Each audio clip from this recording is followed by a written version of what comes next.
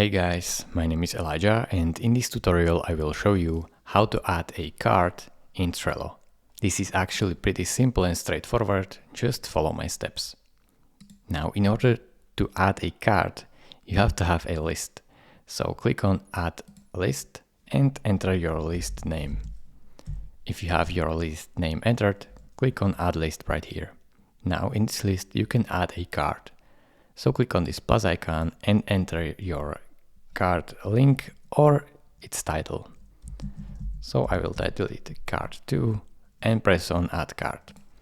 Now your card is successfully added and you can open it just by clicking on it. It is really simple. Thank you for watching. If this video was helpful to you, consider subscribing and liking this video, and I will see you in the next tutorial. Bye bye.